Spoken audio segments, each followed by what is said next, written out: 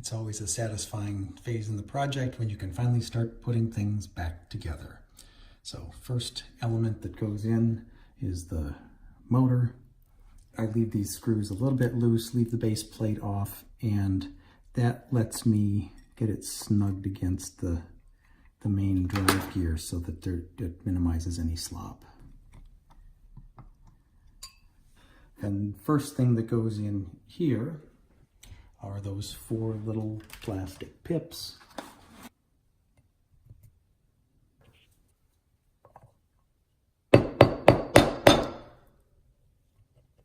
That's one. Next thing, we've got a couple of these Teflon sheets that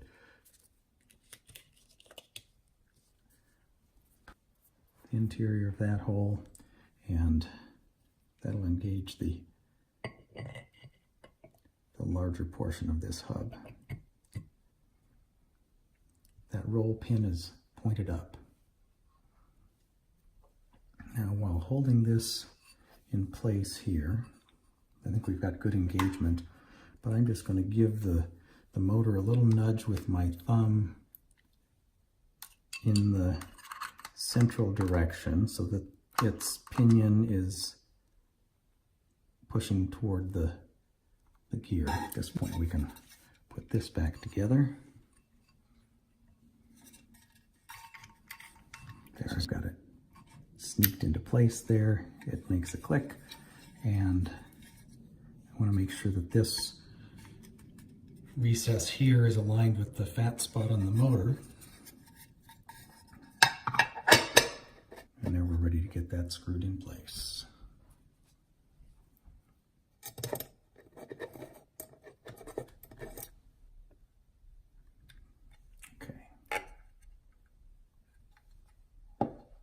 And we left our gear behind, but that's okay. Gear goes on. Now it's going to nice and firmly engage the pinion. Now the right ascension ring looks really nice and clean and dark and lustrous because I have car waxed it. Now we've got our tricky part here that has the flying pins, this platter.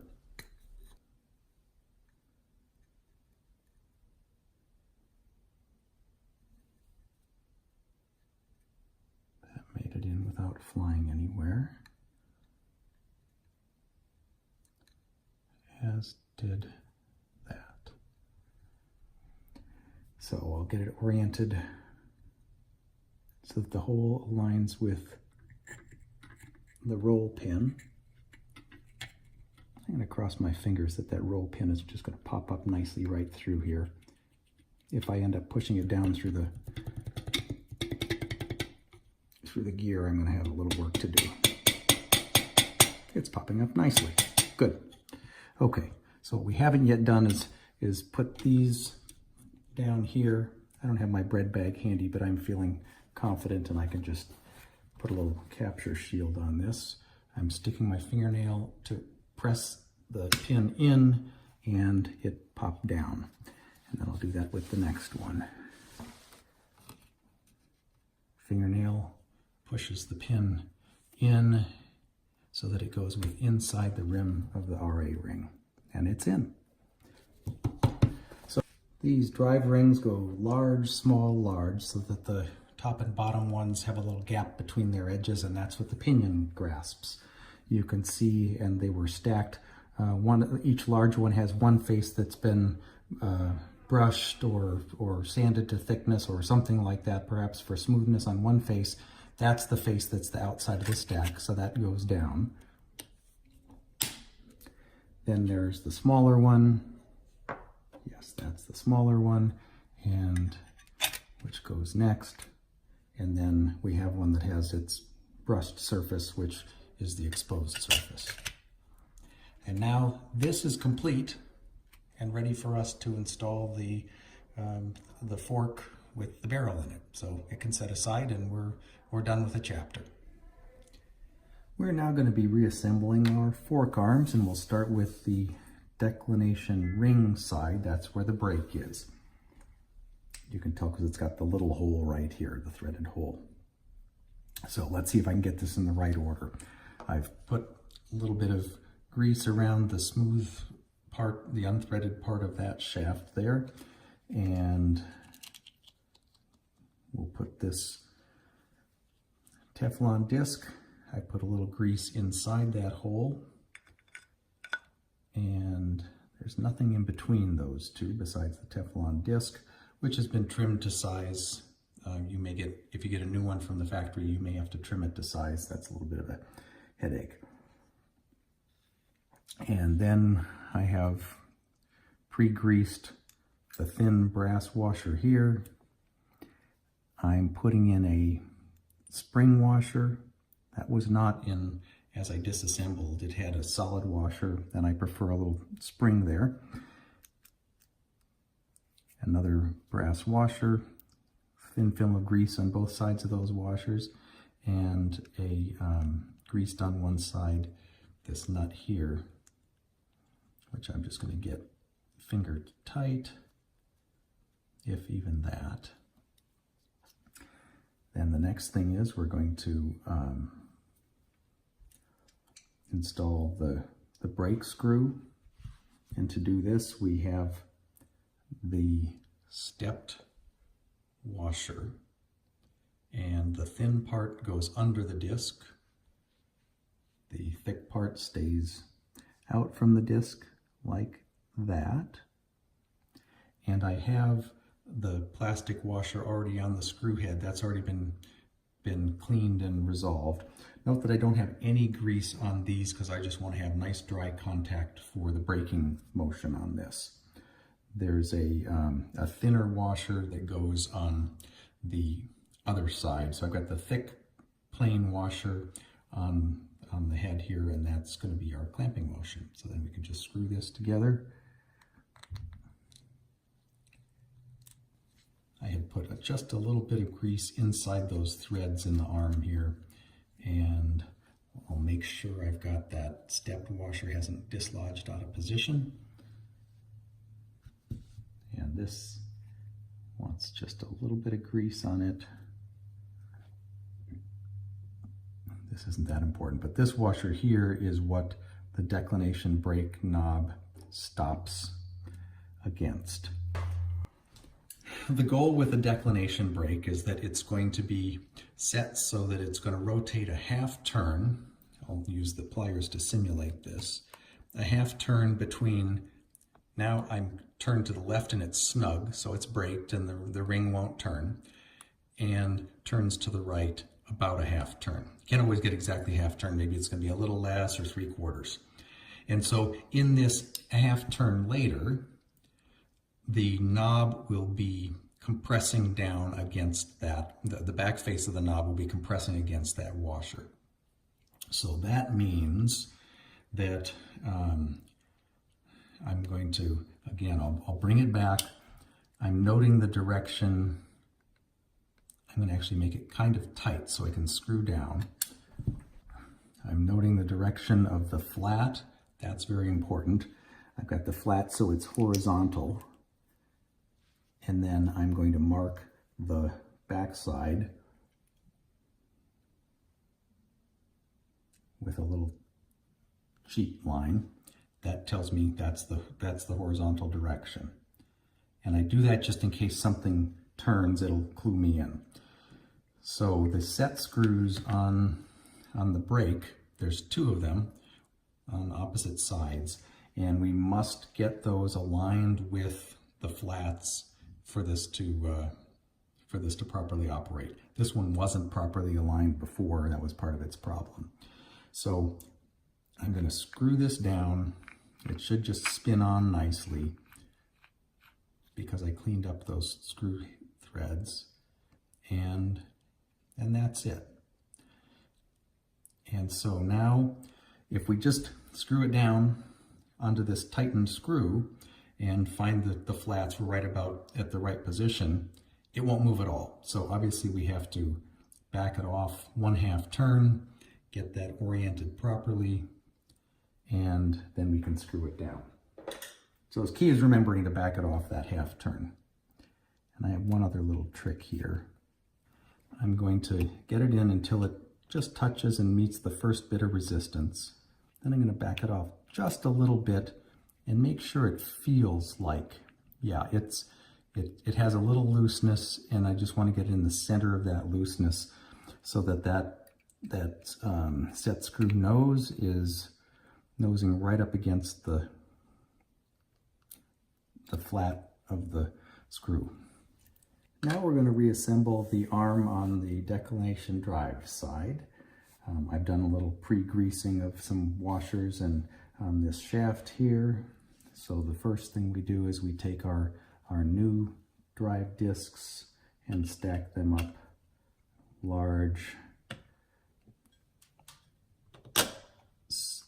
small, and large.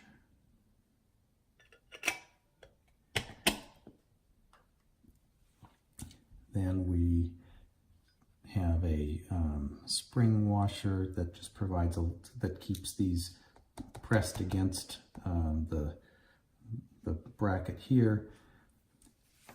Then, and I'm using a simple saddle-like spring washer there, as opposed to the triple wave type that I took out of it, because that's what the factory sent me and I tend to prefer those. I'm reusing this good condition Teflon ring, and then we're going to place the arm over this. So the inside's been greased, the outside of that's been greased, just a light film, and that's in place. And everything is feeling nice and slick. Okay, we don't want to make that tight because there's going to be a little bit of trickiness in getting this in place. So we'll start with this bushing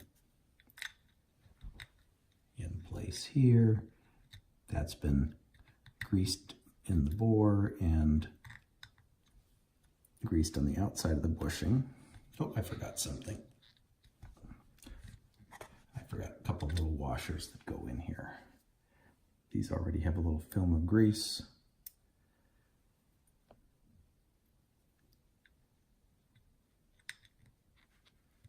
What else am I forgetting? It looks pretty complete. Okay, so this is going to swing here. We'll be getting the spring hooks over that little pin, but not yet, because I want to have this swung out of the way with that hole downward. The length of this arm makes it not swing all the way, but that's okay. You may be able to see through here that with it in that position, you don't see the discs, and as it pivots up, just like a lunar eclipse, you start to see that disc in there. And so we want to get that clear so that the pinion can be installed here.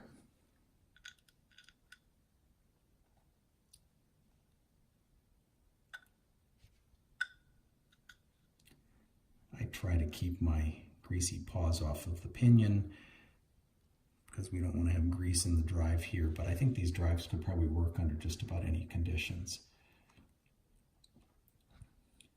So now I'm going to hook up that spring. This is always a little fussy. Get that pinion in just the right alignment. It doesn't want to go in, and the only way it really wants to go in is to kind of roll it in. So I may fuss with that in a little bit here. Better to have the pinion going too far for right now. To hold things together, I'm going to put this washer, the flat washer, then the spring washer, and the nut. It came with 2 spring washers in there, but I'm going to see if it works fine with just one. If you don't need the force, you don't need it. Okay, that's going to keep that from falling apart on me. And with it reasonably aligned, which it is there, I'm going to pull this lever, and in particular, I'm going to pull this this spring. And this can be a little fussy and not very professional looking on camera. We're trying to get this spring stretched over here. It takes me about 10 tries usually.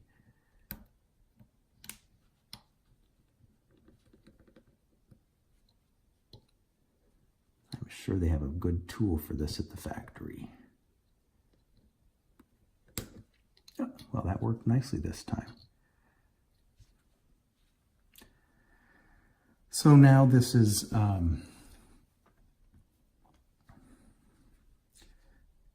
it's holding it up there, but it's not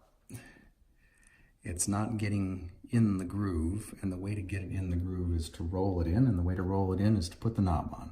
So even if this knob is going to be on temporarily, I'm going to tighten that up, and that'll be our way to roll the pinion so that the edges of that drive will just want to crawl down in.